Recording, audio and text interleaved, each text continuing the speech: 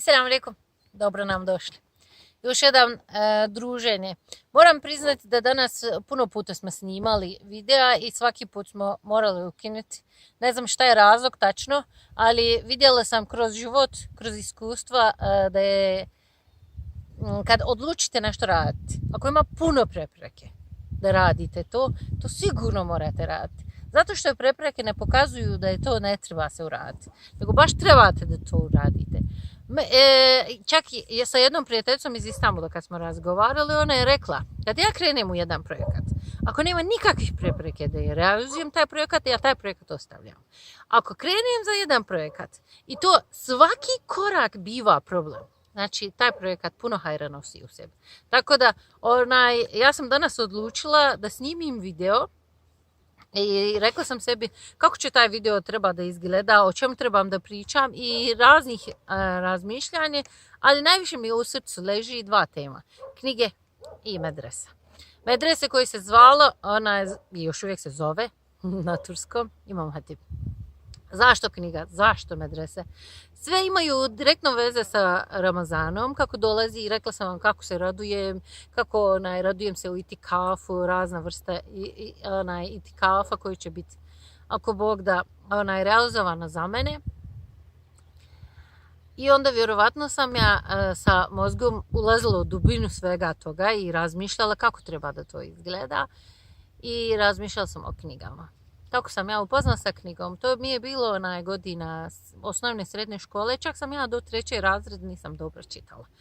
Tek poslije 3. razreda sam dobro čitala, dotad nisam imala nisam voljela čitati, nisam ni vidjela svrhu toga.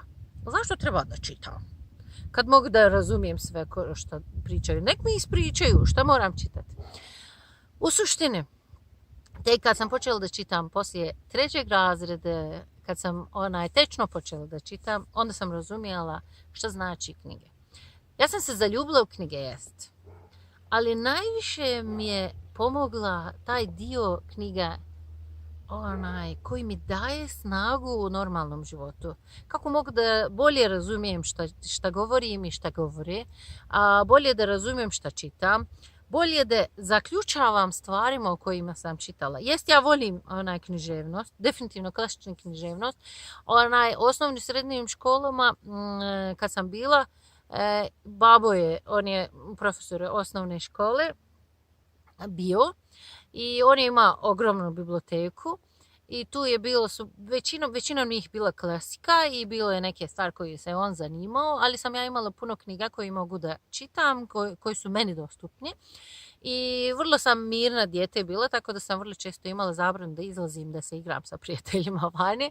I onda sve to vrijeme kazne sam koristila da čitam knjige. Kompletno jedan set svjetske književnosti sam u tom dobu čitala.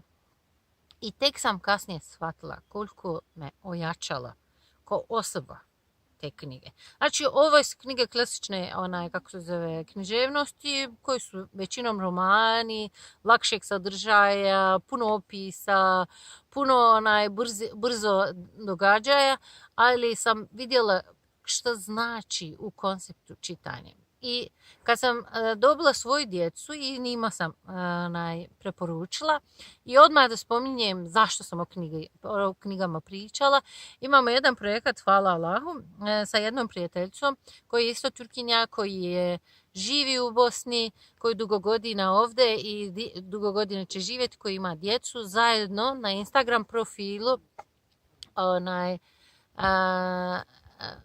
koji će biti na informacijama dole, čitamo od subota ako Bog da, vjerujem da je svaki drugu noć ili svaki treću noć ćemo uživo na turskom jeziku čitati knjige. Ovo je vrlo interesantna stvar za djecu koji žele da napreduju za znanje, za one koji žele da napreduju svoje znanje turskog jezika, da samo slušaju, pošto oboma i njoj i meni je materni jezik turski, da slušate kako to zvuči za nekoga kome je materni jezik i vrlo često ove tekstovi dječje knjige su dostupni. Možete gledati i slušati. Taj audiobook koncept meni je puno pomoglo i kad sam učila bosanski i kad sam engleski učila pomalo. Tako da pratite nas, slušajte naše knjige. Ja ovaj ljubav koju imam u sebi prema knjigama željela bi da prenosim svojoj djeci pod broj 1 i nadalje sve djece, zato što oni treba da je shvate. U ovom vremenu mi nemamo puno knjiga, nije nam interesantno čitati knjiga, puno je interesantnije postavljati neki post na Instagramu, pratiti neki video poput ovoga, ali knjiga ima svoju težinu, uvijek će tako biti. To neće se mijenjati sa vremenom, ako Bog da. Druga tema koja je meni dovela uz duhovnost, u osjećajima i tako dalje je medrese. I dani koji sam ja prevela u medresu, sasvim drugačiji koncept nego u Bosni. Sasvim u ovom smislu, znači osnivanje, sistem, kako se zove, sistem edukacija, te stvari su različite, konceptualno isto.